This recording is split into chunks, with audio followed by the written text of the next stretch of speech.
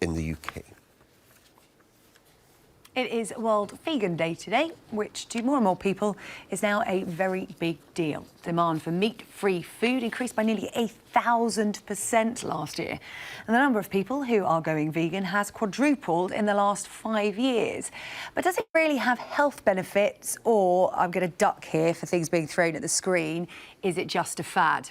Fiona Oakes is a record-breaking marathon runner and vegan. She joins us in the studio now. Fiona, good morning to you. Morning. Now, your Twitter bio says that you run marathons not just because you enjoy them, but also because you want to prove that being vegan isn't prohibitive, because that's one of the myths about veganism, isn't it? Yeah, definitely. I run marathons actually only because I want to promote a healthy lifestyle, a healthy vegan lifestyle. That's why I took to marathon running. I wanted to create a platform for which I could speak out and articulate. I've been vegan for 45 years. I've been vegan since I was 6 years old, and there are a lot of myths surrounding it, especially at the time in the 1970s when I went vegan.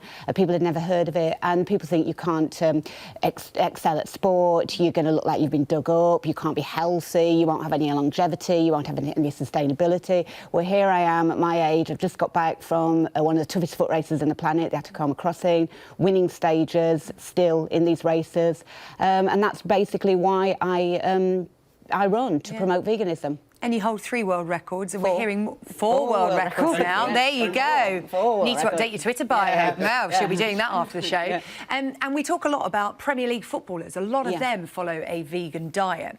But at the age of 6, what made you turn vegan? Loved animals.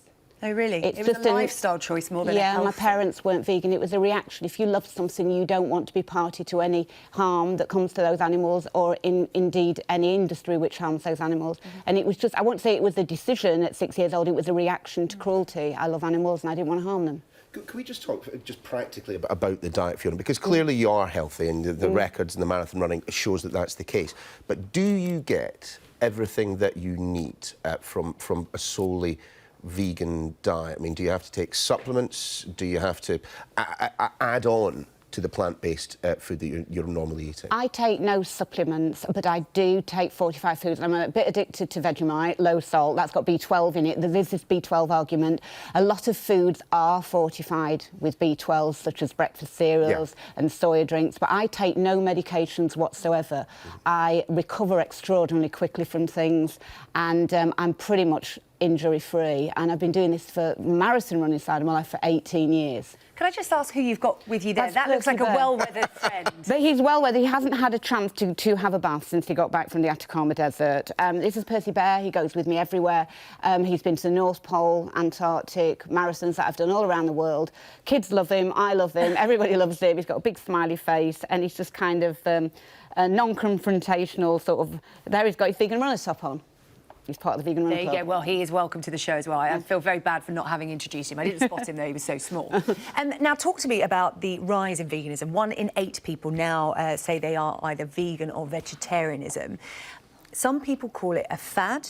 I would say it's just becoming more fashionable as people become aware of the effects of meat consumption on the planet. Is that a fair assessment? Yeah, I think so. I mean, when I became vegan, people literally hardly knew what a vegetarian was, let alone a vegan. For now, obviously, social media has had a lot to do with the rise of veganism. People can information share a lot more easily. But it's not just, for me, it was all about the animals, but my veganism is constantly growing. People think I know, I'm not some vegan guru, 45 years. I know very, very little, but at least I acknowledge that. For me now, I never thought that I would be sitting in my 50s talking about winning marathons and the recovery rate. So I've got a different perspective on it now that I had when I was 6. It's all about the animals for me, but it's been about the environment, global warming, animal agriculture, the horrors of the industry, and the benefit to human health, not just your own, but other individuals around the world. There is still a bit of resistance to the vegan movement, and there is that joke, how do you know somebody's a vegan? Because they tell you.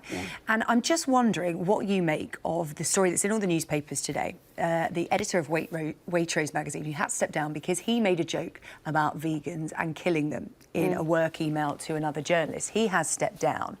I just wonder whether you think that's a step too far. He made a joke, it's been taken the wrong way, or do you think actually that kind of attitude is very damaging? I don't think you should joke about killing anything or anyone. I don't think there's anything funny about that in whatever context you place it, whether it be an animal or another human being.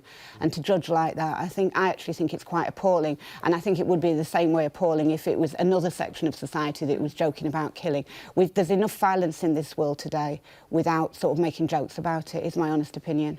But do you, because obviously we've been talking about the reasons for your veganism, I mean, do you think that I am immoral for eating meat, for example? I think that everyone is an individual.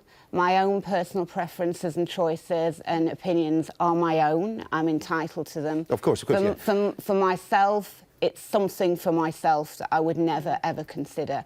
And I personally would be prepared to die for my principles. That's all I can say. But you don't really have a problem with other people eating meat, because that can be the criticism sometimes of a section of the vegan community, is that they vilify people who do eat meat. But are you quite happy that people make that choice? I speak out through my running.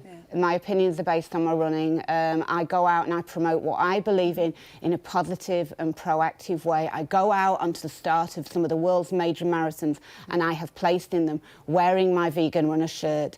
That is my statement, and anybody can take it in any way they like, but that is my personal statement. I want only positivity. Yeah. So it's not pitting vegans against meat eaters, it's educating people. It's educating people. I want to educate and show that it can be done. You can tell people till you're blue in the face. I just wanted to show people what I can do. Well, Fiona, it's really interesting to speak to you. Vegan marathon runner, 4 world records she holds now.